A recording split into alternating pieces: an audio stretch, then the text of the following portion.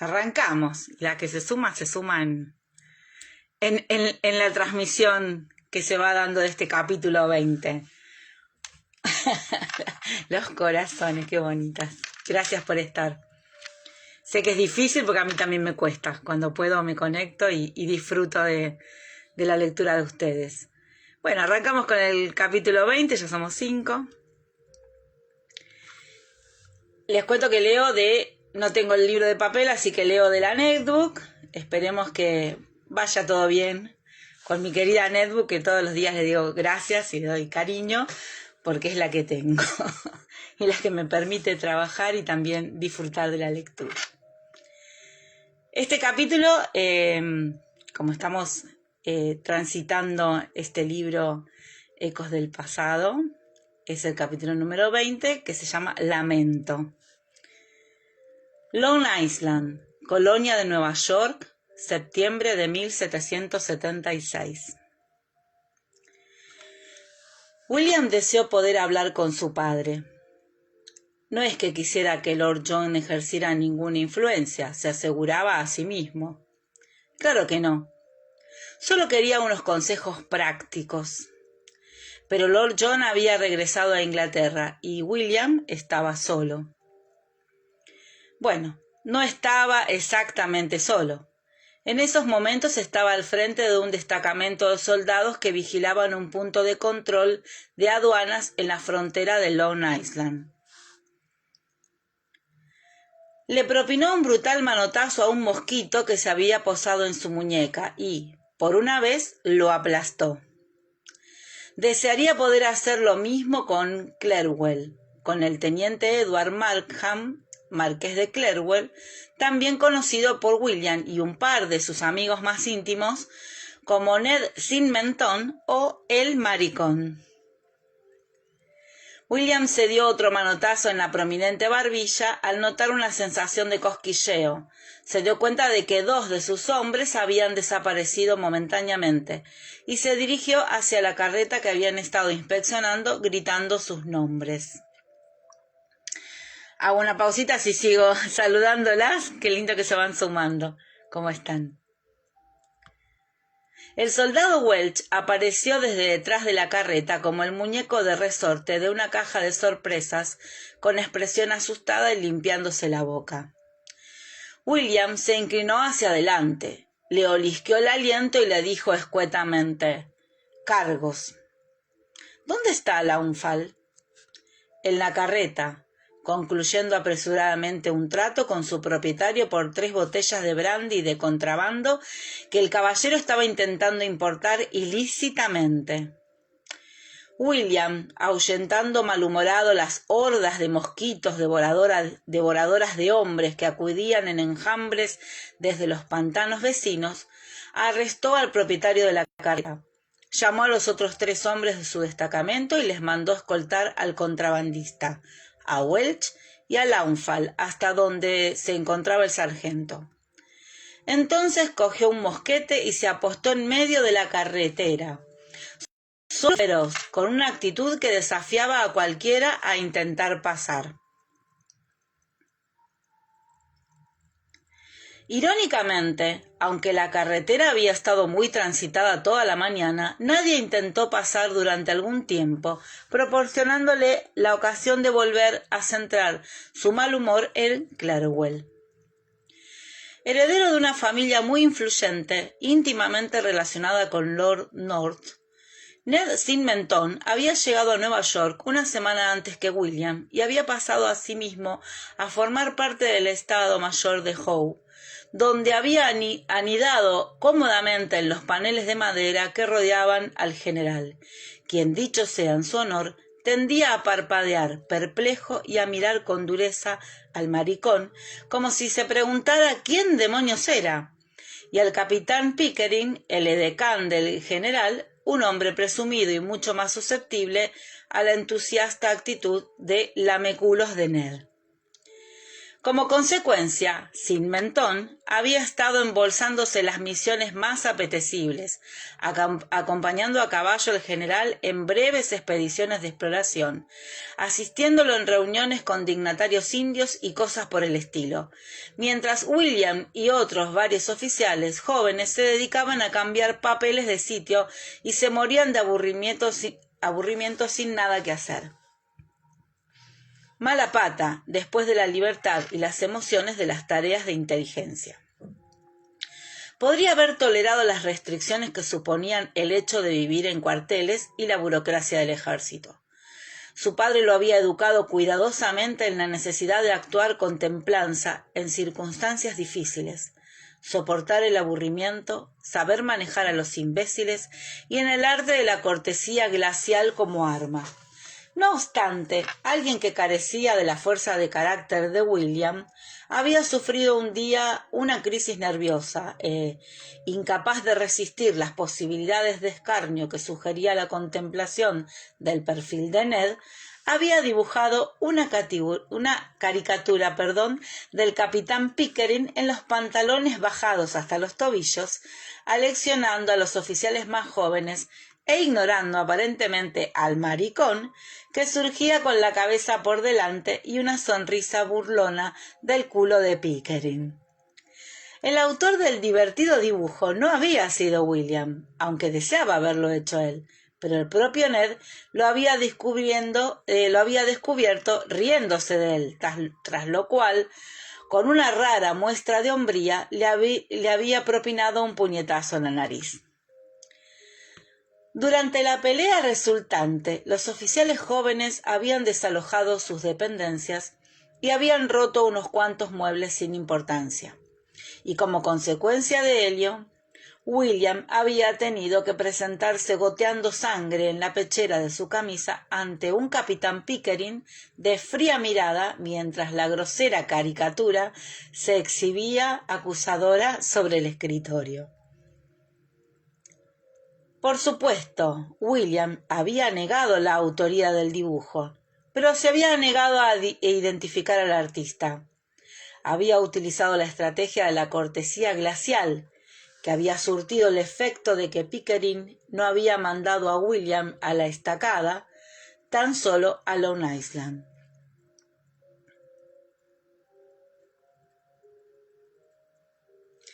Mientras corremos las páginas, tomamos un poquito de agua. «Malditos lameculos», murmuró mirando con tal ferocidad a una lechera que se acercaba, que la mujer se detuvo en seco y pasó a continuación frente a él, observándolo con unos grandes ojos alarmados que sugerían su temor de que pudiera estallar en cualquier momento. William le enseñó los dientes, y ella lanzó un grito de espanto y salió corriendo tan deprisa que parte de la leche se derramó de los cubos que llevaba en un yugo sobre los hombros. Al ver lo sucedido, William se arrepintió. Deseó poder ir tras ella y pedirle perdón, pero no podía. Un par de arrieros bajaban por la carretera en su dirección con una piara de cerdos. William dirigió un vistazo a la masa de carne de cerdo moteada que se aproximaba chillando y dando empujones, con las orejas rasgadas y manchadas de barro, y se subió ágilmente de un salto al cubo que le servía de puesto de mando. Los arrieros lo saludaron alegremente con la mano, gritándole lo que tanto podían ser saludos como insultos. No estaba seguro de que estuvieran hablándole en inglés, así que no se molestó en averiguarlo. Los cerdos pasaron, dejándolo en medio de un mar de barro pisoteado y generosamente salpicado de excrementos frescos. Intentó alejar a manotazos la nube de mosquitos que había vuelto a congregarse inquisitivamente alrededor de su cabeza y pensó que ya tenía bastante. Llevaba 2 semanas en Long Island, es decir, 13 días y medio de más. No lo suficiente, sin embargo, para obligarlo a disculparse ni con Sin Mentón ni con el capitán. «Pelotillero», murmuró. Tenía una alternativa. y cuanto más tiempo pasaba allí, afuera con los mosquitos, más atraía. La distancia entre su avanzada y el cuartel general era demasiado grande como para recorrerla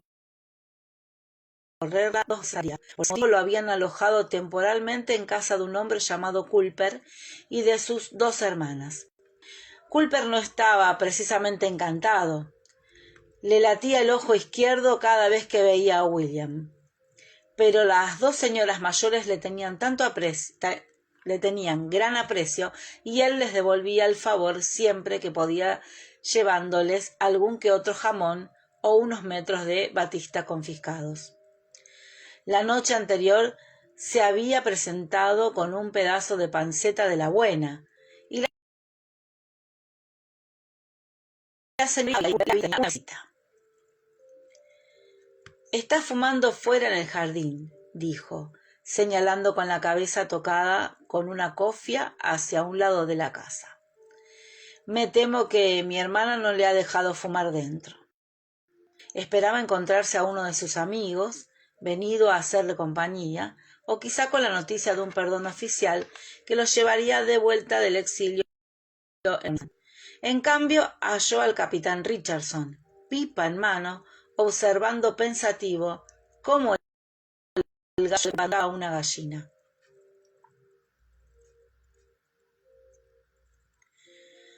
«Los placeres de una vida bucólica», observó el capitán mientras el gallo se caía de espaldas.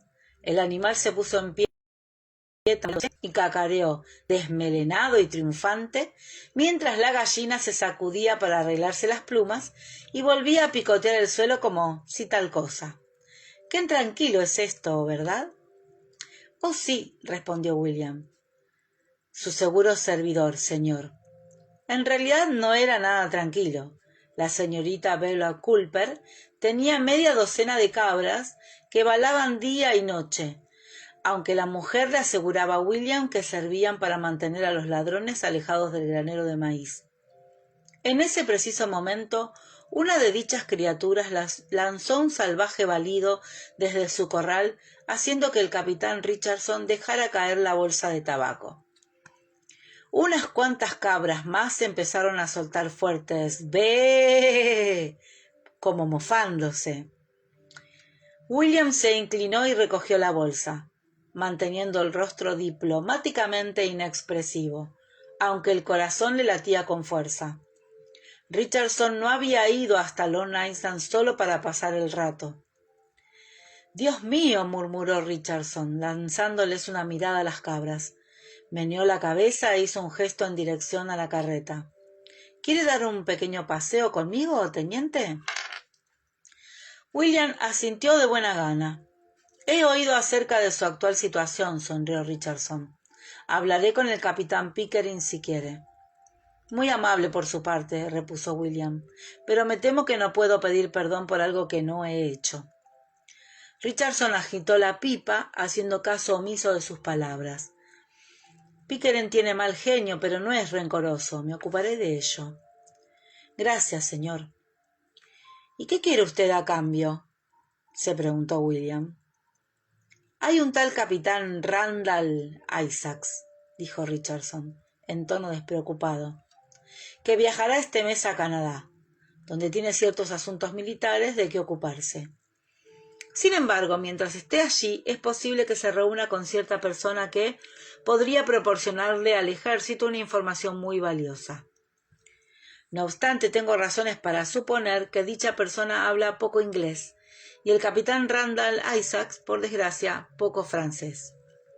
Un compañero de viaje que hablase esa lengua con fluidez podría ser útil». William asintió, pero no hizo preguntas. Ya habría tiempo para ello. Si decidía aceptar el encargo de Richardson. Hablaron de banalidades durante el resto del camino de vuelta, tras lo cual el capitán rechazó cortésmente la invitación de la señorita Beulah a quedarse a cenar y se marchó reiterando su promesa de hablar con Pickering. ¿Debía hacerlo?, se preguntaba William más tarde mientras escuchaba los suaves ronquidos de Abel Culper en el piso de abajo. Había luna llena y aunque el desván no tenía ventanas, sentía su atracción. Nunca podía dormir con luna llena. ¿Debía quedarse en Nueva York con la esperanza de mejorar su situación o por lo menos de ver por fin algo de acción? ¿O cortar por lo sano y aceptar el nuevo encargo de Richardson? Qué difícil pregunta, ¿no? Sin duda alguna, su padre le habría aconsejado lo primero. Para un oficial, la mejor oportunidad de progresar y hacerse notar residía en distinguirse en combate, no en el reino sombrío y de reputación vagamente dudosa del espionaje.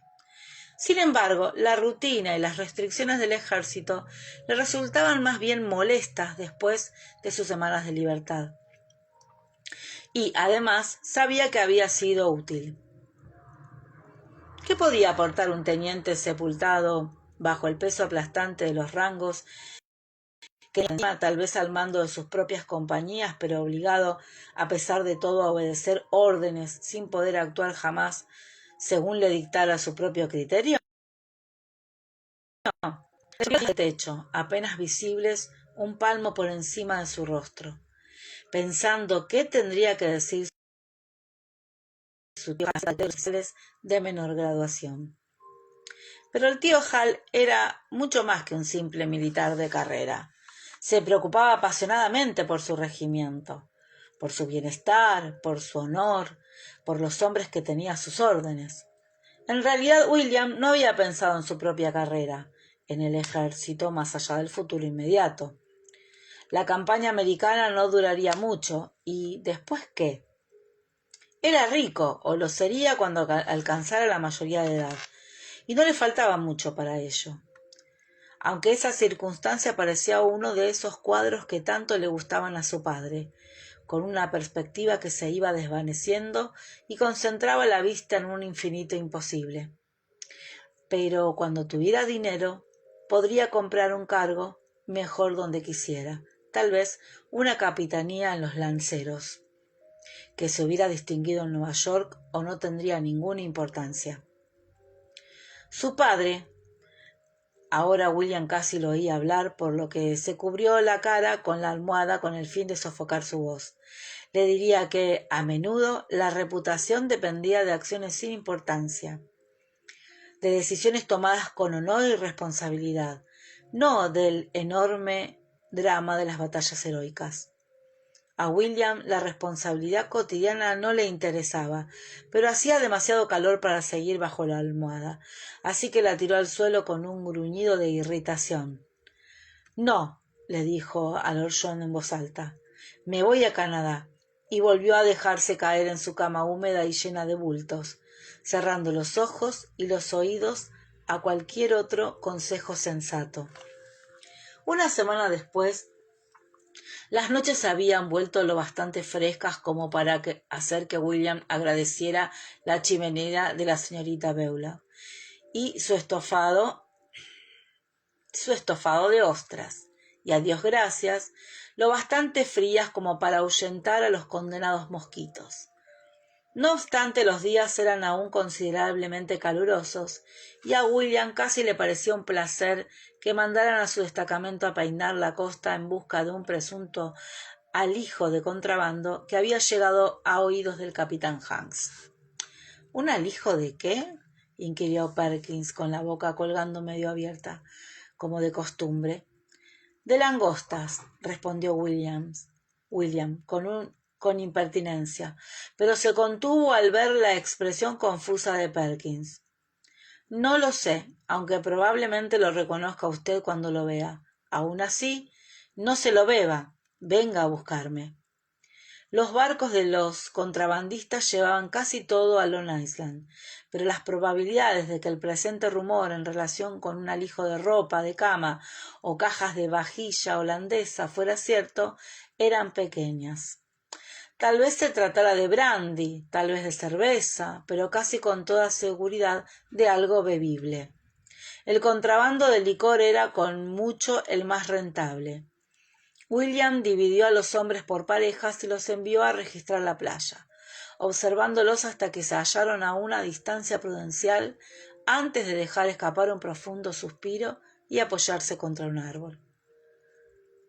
Los árboles que crecían cerca de la orilla eran pinos pequeños y retorcidos, pero la brisa del mar corría de manera muy agradable entre sus hojas, vertiendo en sus oídos reconfortantes susurros.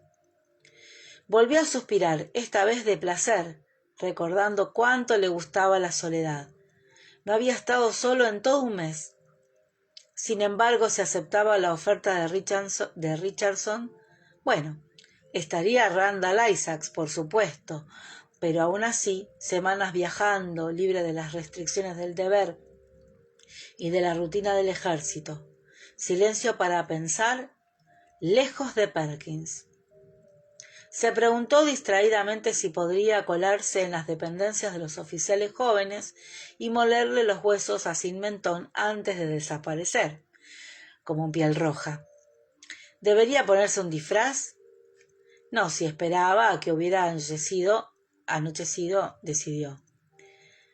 Ned tal vez sospecharía, pero no podría probar nada si no le veía la cara a William. Aunque no sería una bajeza atacar a Ned mientras dormía. Bueno, de acuerdo. Remojaría a Ned con el contenido de su orinal para despertarlo antes de continuar. Una golondrina pasó volando a escasos centímetros de su cabeza, arrancándole sobresaltado de esos agradables pensamientos. Su movimiento asustó a su vez al pájaro, que emitió un indignado chillido al descubrir que no era comestible, a pesar de todo, y se marchó planeando sobre el agua. William cogió una piña del suelo y se la arrojó al ave. Erró escandalosamente el tiro, pero no le importó. Le mandaría una nota a Richardson esa misma noche diciéndole que sí. Esa idea le aceleró el corazón y una sensación de euforia tan ligera como el vuelo de la golondrina cruzando el aire se apoderó de él. Se limpió la arena de los dedos en los pantalones y se puso tenso al percibir un movimiento en el agua. Un balandro barloventeaba arriba y abajo cerca de la costa. Al reconocerlo, se relajó. Era ese maleante de Rogers. «Me gustaría saber qué andas buscando tú», murmuró. Salió a la orilla arenosa y se detuvo con los puños en las caderas, dejando ver su uniforme por si acaso Rogers no había visto a sus hombres desperdigados playa abajo, unos puntos rojizos que gateaban por las dunas como chinches. Si Rogers había oído hablar también del alijo del contrabando, William quería asegurarse de que sabía que sus soldados tenían derecho sobre él. Robert Rogers era un oscuro personaje que había llegado a Nueva York con el rabo entre las piernas unos meses antes, y se las había ingeniado, no se sabía cómo, para que el general Howe lo nombrara mayor y para que su hermano, el almirante, le diera un balandro. Decía ser un guerrero indio y le gustaba vestirse como uno de ellos. Sin embargo, era muy eficiente. Había reclutado hombres suficientes para formar 10 compañías de soldados peripuestamente uniformados, pero seguía rondando la costa con su balandro con una pequeña compañía de hombres con aspecto de ser tan poco de fiar como él, buscando reclutas, espías, contrabandistas, y William estaba convencido de ello, cualquier cosa que no estuviera clavada en el suelo.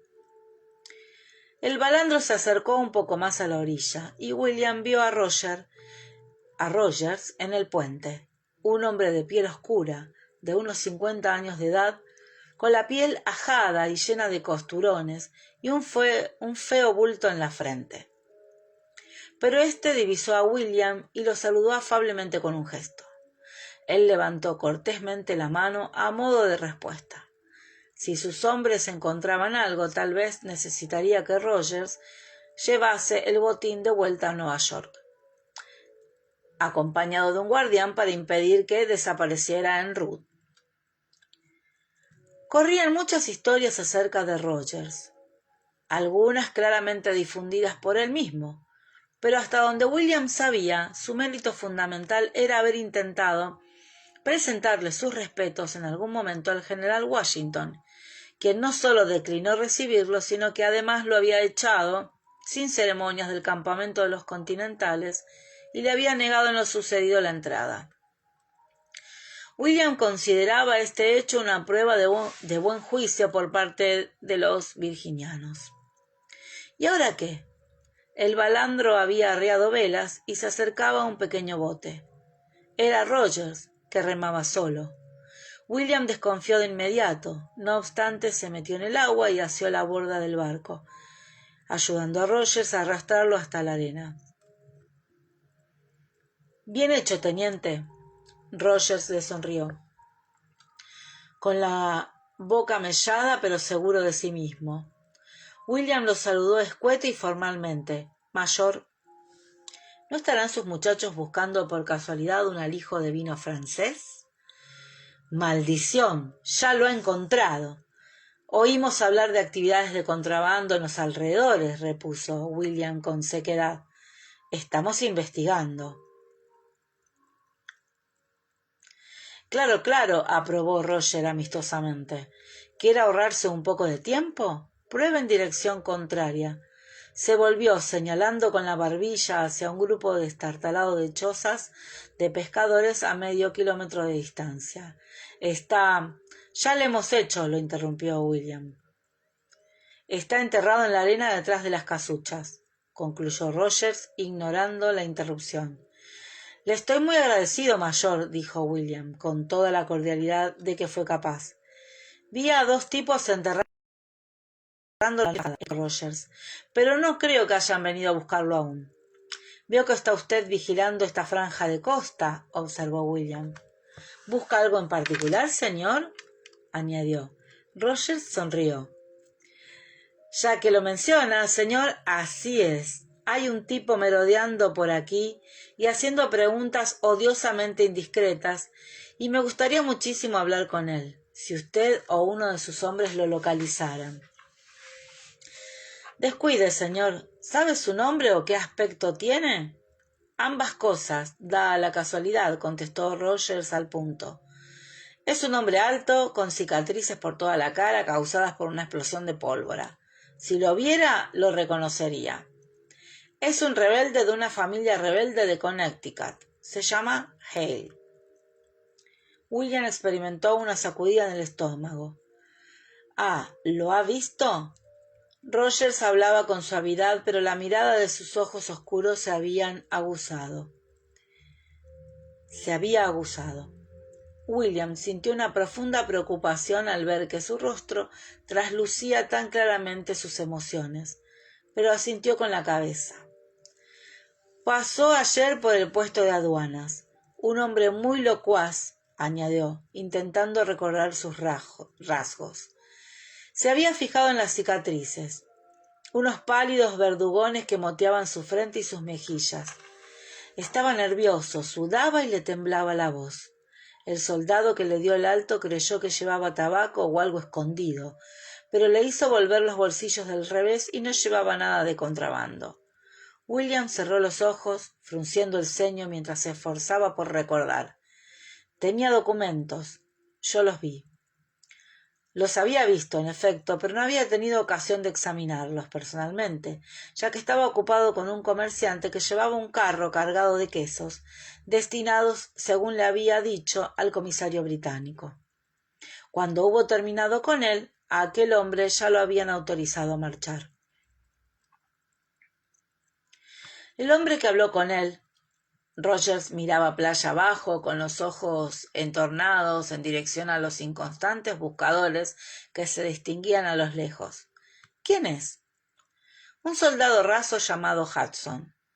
«Lo haré venir si quiere», se ofreció William, «pero dudo que pueda decirle gran cosa acerca de los documentos. No sabe leer». Rogers se mostró contrariado, pero quiso que William llamara a Hudson de todos modos. Una vez allí, el soldado corroboró el relato que William había hecho del episodio, pero no pudo recordar nada acerca de los documentos, salvo que una de las hojas tenía unos números escritos. «Y un dibujo, creo», añadió. Me temo que no me fijé en qué representaba, señor. Números, ¿eh? Bueno, dijo Rogers frotándose las manos. ¿Y dijo a dónde se dirigía? A visitar a un amigo, señor, que vivía cerca de Flushing. Hudson se mostraba respetuoso, pero miraba al militar con curiosidad. Rogers iba descalzo y llevaba un par de pantalones de lino muy andrajosos con un chaleco corto hecho de piel de rata misclera. No le pregunté cómo se llamaba el amigo, señor. No creí que pudiera ser importante. Oh, dudo que lo sea, soldado. Dudo que ese amigo exista en absoluto, se rió Rogers, aparentemente encantado con las noticias. Miró a lo lejos, a un lugar impreciso entre la niebla, con los ojos entornados, como si pudiera distinguir al espía entre las dunas, y meneó la cabeza despacio, lleno de satisfacción. Estupendo, dijo en voz baja, como hablando para sí, y ya se volvía para marcharse cuando Williams lo detuvo con un comentario. Gracias por la información acerca del alijo de contrabando, señor. Perkins había estado supervisando la excavación mientras William y Rogers entrevistaban a Hudson, y ahora conducía hacia allí a toda prisa a un grupito de soldados que transportaban varios toneles recubiertos de arena, haciéndolos rodar frente a ellos. Uno de los barriles golpeó un objeto duro oculto entre la arena, dio un salto en el aire y aterrizó con un fuerte golpe, tras lo cual salió despedido, rodando de modo peligroso, acompañado de los gritos de alegría de los soldados. Al verlo, William dio un ligero respingo. Si el vino sobrevivía a su rescate, no estaría en condiciones de beberse hasta el cabo de 15 días. No obstante, eso no impedía que nadie lo intentara. Me gustaría pedirle autorización para subir el contrabando incautado a bordo de su barco para su transporte, informó formalmente a Rogers. Lo acompañaré y lo entregaré yo mismo, por supuesto. Oh, por supuesto. Rogers parecía divertido, pero dio su consentimiento asintiendo con la cabeza. Se rascó la nariz pensando en algo. No emprenderemos el viaje de vuelta hasta mañana. ¿Quiere acompañarnos esta noche? Podría sernos de ayuda, ya que ha visto usted al hombre que buscamos. El corazón de William saltó de la emoción. El estofado de la señorita Beulah perdió interés frente a la perspectiva de dar caza a un espía peligroso. Y participar en su captura no podía más que mejorar su reputación, aunque la mayor parte del crédito fuera para Rogers. Estaré más que encantado de ayudarlo en cualquier aspecto, señor. Rogers sonrió y luego lo miró de arriba abajo. Estupendo, pero no puede ir a detener espías vestido así, teniente. Suba a bordo y le daré algo más adecuado.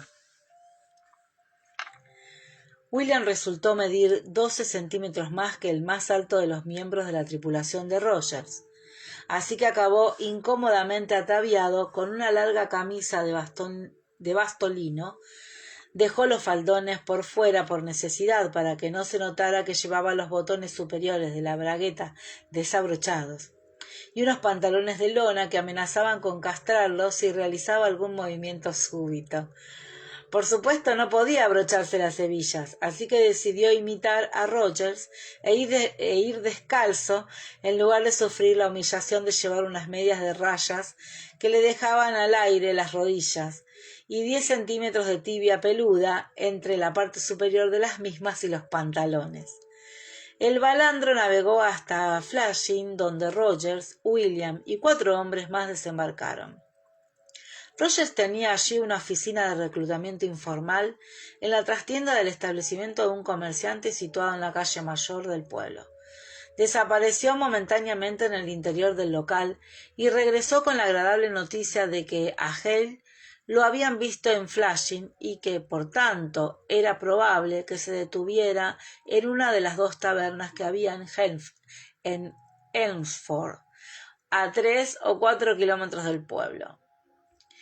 Por consiguiente, los hombres se pusieron en camino en esa dirección, dividiéndose por prudencia en grupos más pequeños, de modo que a William le tocó ir con Rogers. Con los hombros envueltos en un chal raído para protegerse del frío nocturno. No se había afeitado, por supuesto, así que creía tener el aspecto de un compañero adecuado para el ranger, quien había añadido a su atuendo un sombrero flexible con un pez volador seco pegado sobre el ala. —¿Pasamos por pescadores de ostras o carreteros, tal vez? —inquirió William. Rogers gruñó en señal de escueto regocijo y negó con la cabeza. —Usted no pasaría ni por una cosa ni por la otra si alguien lo oyera hablar. No, muchacho, mantenga la boca cerrada, salvo para meter algo en ella. Los chicos y yo nos ocuparemos de todo. Cuanto debe hacer si ve a Hale es un gesto con la cabeza. El viento soplaba desde el mar y llevó hasta ellos el olor de las frías marismas, sazonado con un leve matiz de humo de chimenea.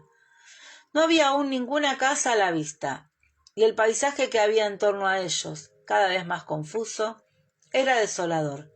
Sin embargo, la tierra fría y arenosa del camino resultaba agradable a sus pies desnudos, por lo que la desolación que los rodeaba no le pareció deprimente lo más mínimo.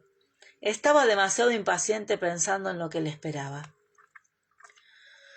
Rogers guardó silencio la mayor parte del camino, avanzando con la cabeza baja para hacer frente a la fría brisa. Sin embargo, al cabo de un rato, dijo en tono desenfadado: «Traje al capitán Richardson desde Nueva York y lo llevé de vuelta». William pensó por unos instantes responder: «¿Al capitán Richardson?», en tono de cortés ignorancia, pero se dio cuenta a tiempo de que iba a engañarlo. «Ah, sí», dijo en cambio, y guardó silencio a su vez. Rogers se echó a reír. «Es usted un tipo listo, ¿eh? En ese caso, tal vez Richardson haga bien en elegirlo».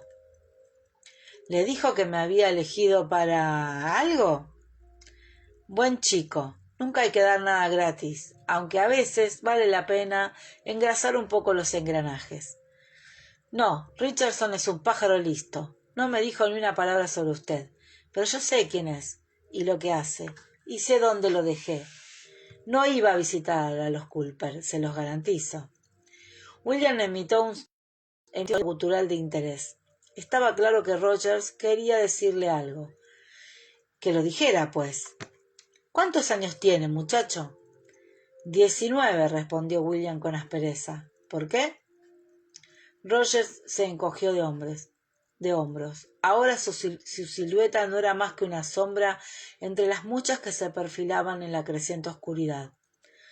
Lo bastante mayor como para arriesgar el cuello a propósito, pero tal vez quiera pensarlo mejor antes de aceptar lo que sea que Richardson le esté proponiendo.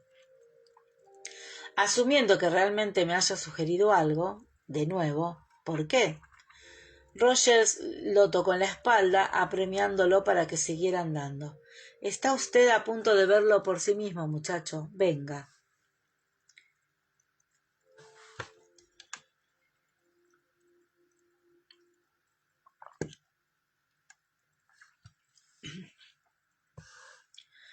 La luz cálida y cargada de humo de la taberna y el olor a comida abrazaron a William. No había sido realmente consciente del frío, la oscuridad o el hambre, pues tenía la mente concentrada en la aventura que se le presentaba. Ahora, sin embargo, hizo una inspiración profunda, absorbiendo el olor a pan recién hecho y a pollo asado, y se sintió como un cadáver insensible, acabado de salir de la tumba y devuelto a la vida en el día de la resurrección. Sin embargo, la siguiente bocanada de aire se le heló en la garganta y el corazón le dio un vuelco tremendo que impulsó una oleada de sangre por todo su cuerpo.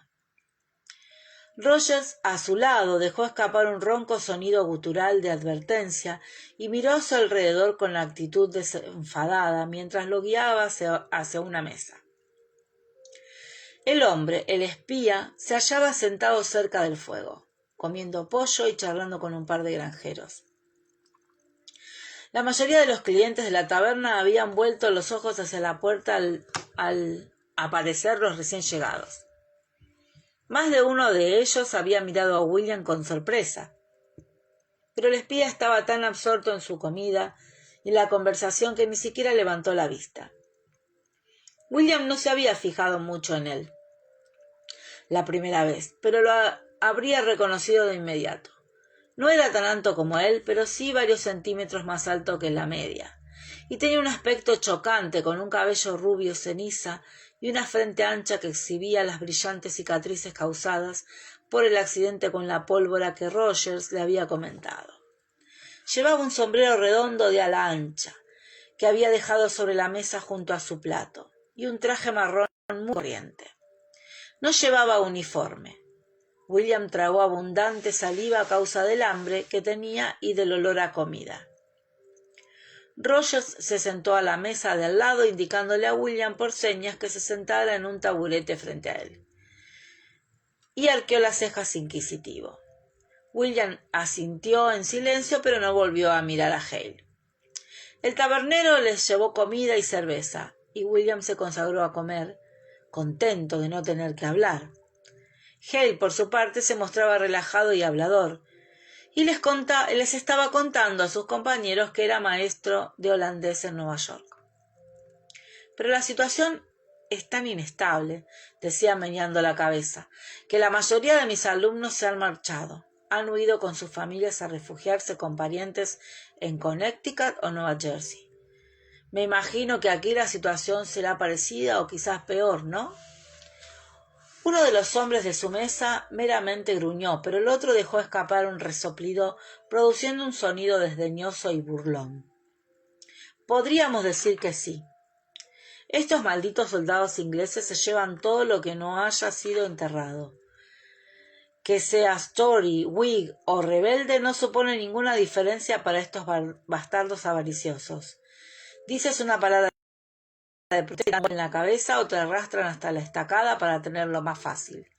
Sin ir más lejos, un animal gigantesco me paró la semana pasada en el puesto de control de aduanas y me requisó todo el cargamento de sidra de manzana. Y para colmo, se quedó con la maldita carreta. William se atragantó con un pedazo de pan, pero no se atrevió a toser. Jesús no había reconocido a aquel hombre. Le estaba dando la espalda, pero recordaba perfectamente la sidra de manzana. Un animal gigantesco.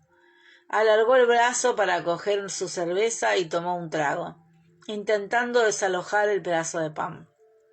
No sirvió de nada, por lo que se puso a toser sin hacer ruido, notando que el rostro se le ponía morado y viendo que Rogers lo miraba frunciendo el ceño consternado. Le señaló con un leve gesto al granjero de la sidra, se golpeó a sí mismo en el pecho y poniéndose en pie, salió de la estancia con el mayor sigilo posible. Su disfraz, aunque era excelente, no podía ocultar en modo alguno su enorme tamaño, y si el hombre lo reconocía como soldado británico, todo el asunto se iría a pique. Consiguió no respirar hasta llegar sano y salvo al exterior, donde tosió hasta casi echar el estómago por la boca. Sin embargo, al final consiguió dejar de toser y se apoyó contra el muro de la taberna, aspirando largas y jadeantes bocanadas de aire. Deseaba haber tenido la suficiente presencia de ánimo como para haberse llevado consigo un poco de cerveza, en lugar del muslo de pollo que tenía en la mano. El último de los hombres de Rogers acababa de llegar por el camino y tras dirigirle una mirada perpleja entró en el local. William se limpió la boca con el dorso de la mano y enderezándose torció silenciosamente por la esquina del edificio hasta llegar a una ventana. Los recién llegados estaban ocupando su sitio cerca de la mesa de Hale, procurando mantenerse a un lado para evitar que lo identificaran. William observó que ahora Rogers había entablado conversación con Hale y los dos granjeros y parecía estar contándoles un chiste. Cuando terminó, el tipo de la sidra de manzana prorrumpió en gritos y dio varios golpes en la mesa. Hale trató de sonreír, pero parecía cansado. El chiste debía de haber sido muy grosero. Rogers se echó hacia atrás llamando de manera informal la atención de toda la mesa con un movimiento de la mano y dijo algo. a lo que los demás asintieron y murmuraron su conformidad.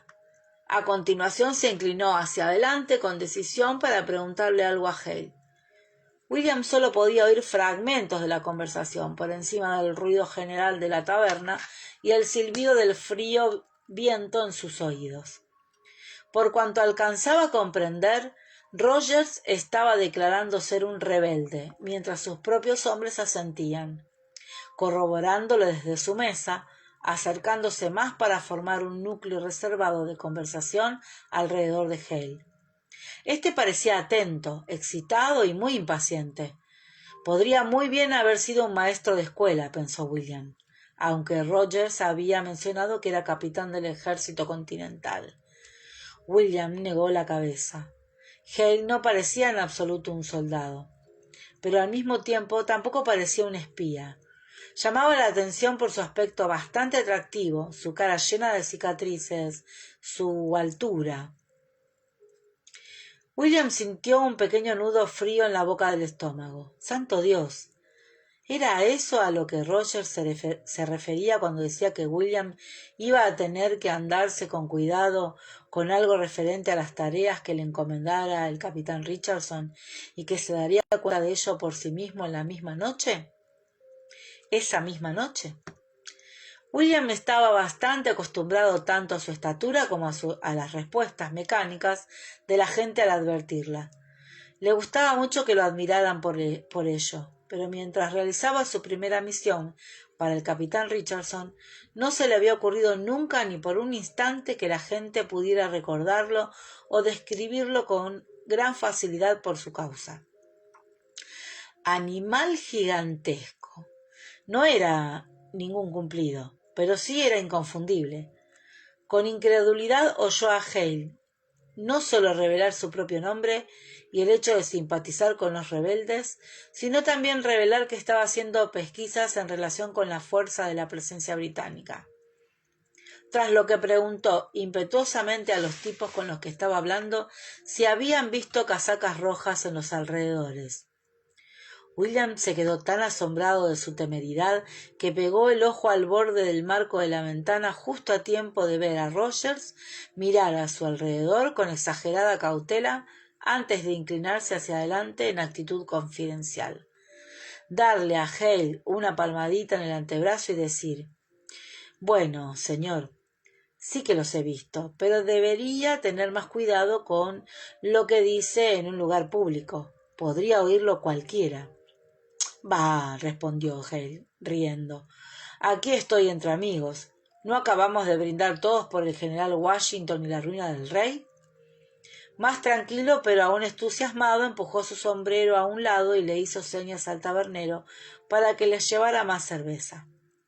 «Venga, tome otra, señor, y cuénteme lo que ha visto». A William lo asaltó de repente un impulso de gritar: «Cierra el pico, imbécil», o de arrojarle algo a Hale por la ventana. Pero, aunque hubiera podido hacerlo, ya era demasiado tarde. Aún tenía en la mano el muslo de pollo que se había estado comiendo. Al darse cuenta de ello, lo tiró. Tenía el estómago hecho un nudo y un sabor a vómito en la parte posterior de la garganta, a pesar de que la sangre seguía hirviéndole de excitación. Hale estaba admitiendo cosas más graves todavía, animado por la admiración y los gritos patrióticos de los hombres de Rogers. Quienes, tenía que admitirlo, estaban representando su papel a la perfección. ¿Durante cuánto tiempo dejaría Rogers que eso siguiera adelante? ¿Lo apresarían allí mismo, en la taberna? Probablemente no. Seguramente otros de los presentes eran también simpatizantes de los rebeldes y podían sentirse impulsados a intervenir en defensa de Hale si Rogers lo arrestaba entre ellos. Rogers no parecía tener ninguna prisa. Transcurrió casi media hora de tediosas chanzas mientras el Ranger hacía lo que parecían ser pequeñas admisiones, y Hale hacía otras mucho mayores, a cambio con sus mejillas larguiruchas brillantes de cerveza y de emoción por la información que estaba obteniendo. William tenía las piernas, los pies, las manos y la cara entumecidos, y le dolían los hombros a causa de la tensión. Un crujido cercano lo distrajo de su atenta observación de la escena que se estaba desarrollando en el interior y miró hacia abajo, tomando conciencia de pronto de un penetrante olor que se había ido insinuando sin que él se apercibiera. ¡Dios mío! Retrocedió de golpe, casi metiendo el codo por la ventana, y se derrumbó contra el muro de la taberna con un fuerte golpe.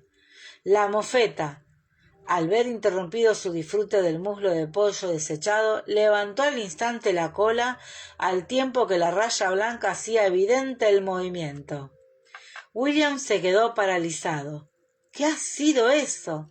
—dijo una voz en el interior, y oyó a alguien correr un banco con un chirrido. Conteniendo la respiración, movió un pie hacia un lado, pero volvió a detenerse al oír el débil sonido de unos golpecitos y ver temblar la raya blanca. ¡Maldición! Aquel bicho estaba golpeando el suelo con las patas. Se trataba de una indicación de ataque inminente, según le habían dicho, y se lo había dicho alguien cuya lamentable condición dejaba bien claro que hablaba por experiencia. Unos pies se acercaban a la puerta. Alguien acudía a investigar. Dios santo, si lo encontraban fuera escuchando a escondidas. Apretó los dientes, templando los nervios para lo que debía ser por fuerza una abnegada acción para perderse de vista. Pero ¿qué pasaría si lo hacía? No podía volver a unirse a Rogers y a los demás apestando a mofeta, aunque al abrirse la puerta puso fin a todas sus especulaciones. William saltó sin pensarlo hacia la esquina del edificio. La mofeta también actuó de manera mecánica, pero, asustada por la apertura de la puerta, reajustó al parecer su puntería en consecuencia. William tropezó con una rama y fue a caer despatarrado cuán largo era sobre un montón de basura, al tiempo que oía a alguien chillar a pleno pulmón, detrás de él en el preciso momento en que la noche se volvía repugnante. William tosió, se ahogó e intentó dejar de respirar durante tiempo suficiente para escapar del alcance del animal. Sin embargo, la falta de aire lo hizo boquear, por lo que los pulmones se le llenaron de una sustancia que iba tantísimo más allá del concepto de olor, que requería una descripción sensorial completamente nueva. Dando arcadas y farfullando, con los ojos ardiendo y llorando por el ataque, se dirigió a oscuras tambaleándose al otro lado de la carretera. Situación de ventaja desde la que pudo ver a la mofeta alejarse, resoplando de furia, y a su víctima desplomada hecho un ovillo sobre los escalones de la entrada de la taberna, gimiendo de tal modo que denotaba un sufrimiento espantoso.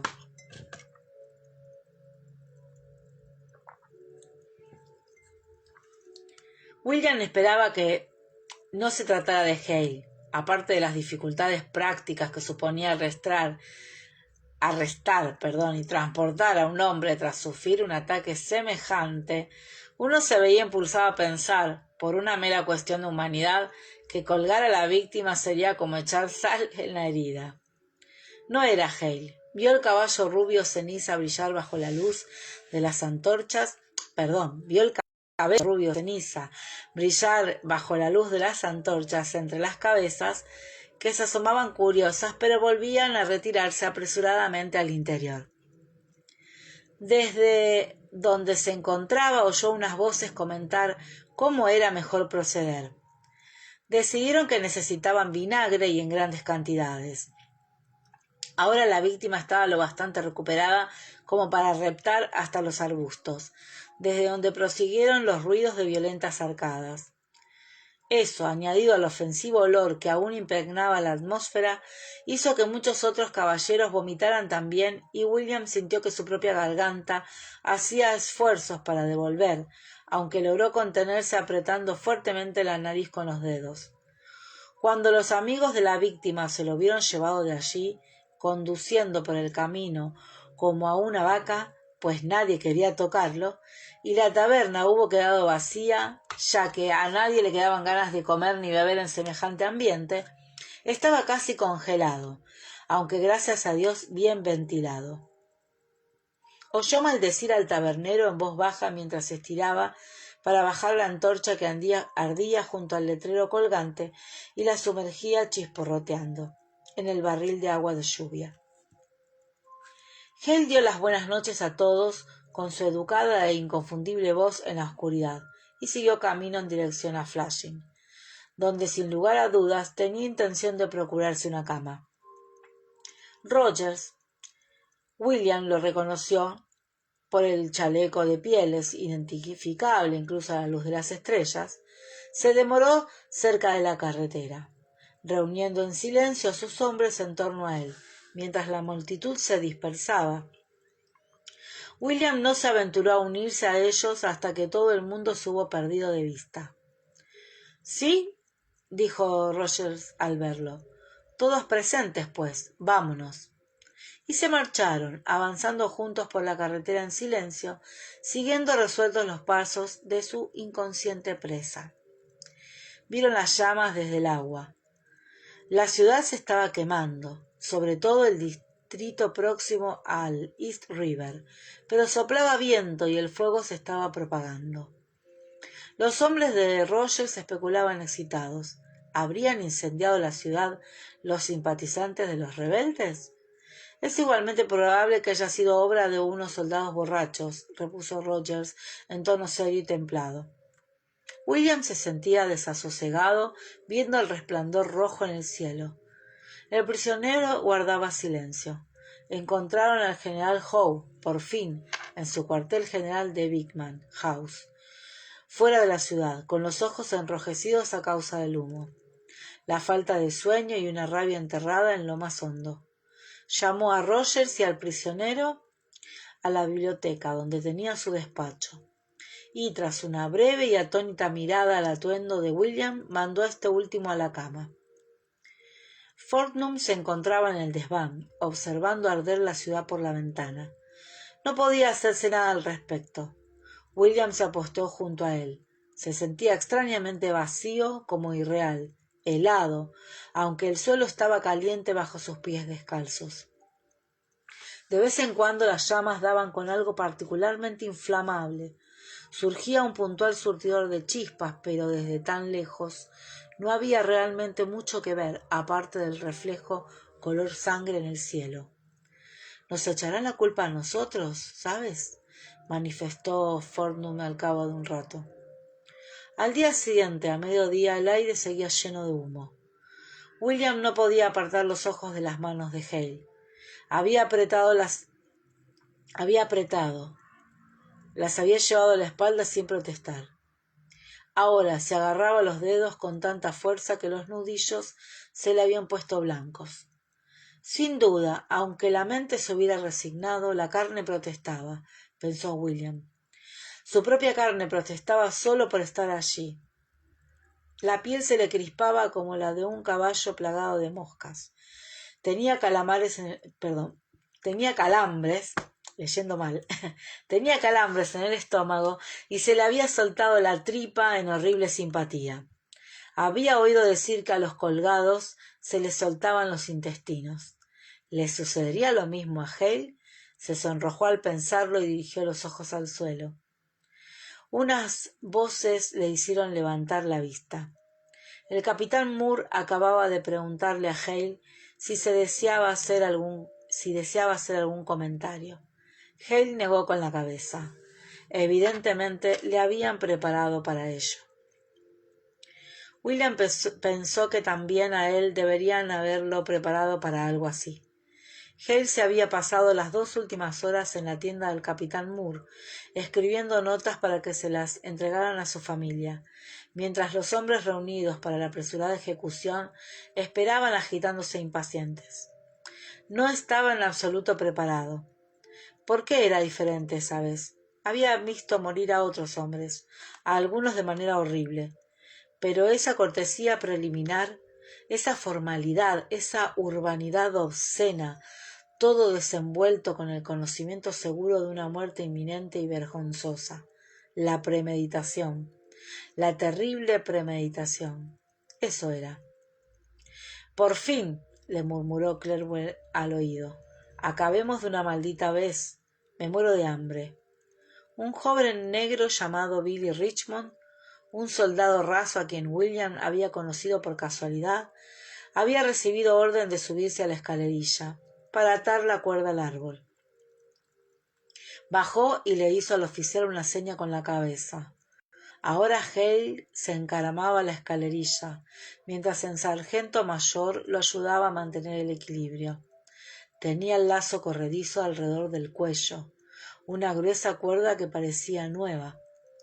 ¿No decían que las cuerdas nuevas se encogían?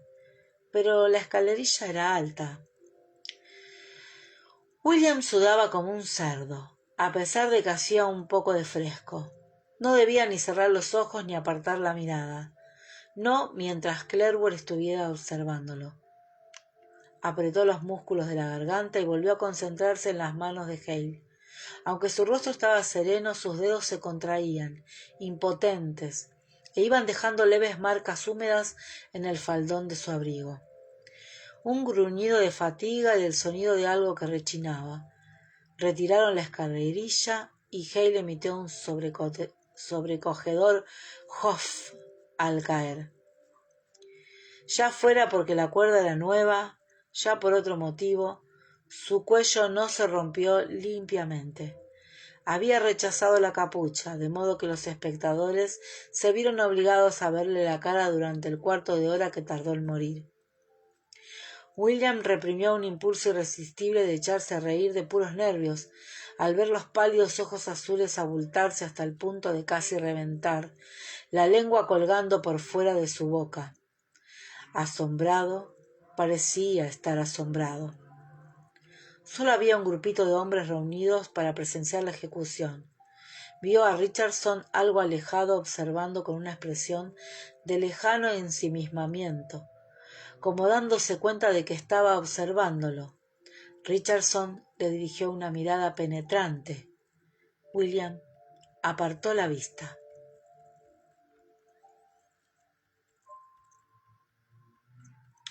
Y acá termina el capítulo.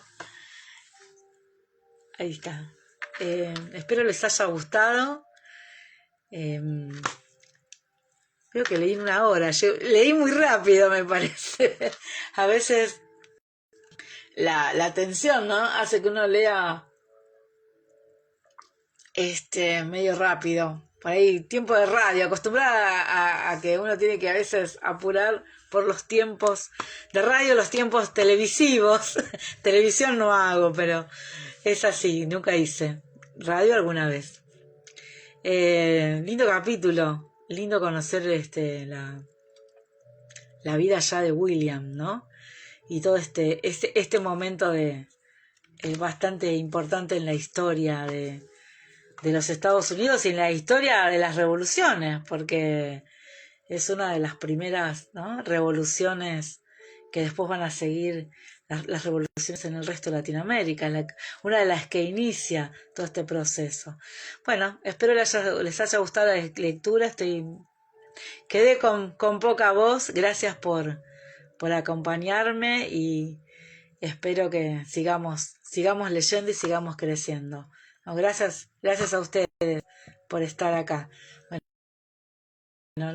como la llamo yo, hasta la próxima, hasta mañana, el próximo capítulo. Un abrazo a todas.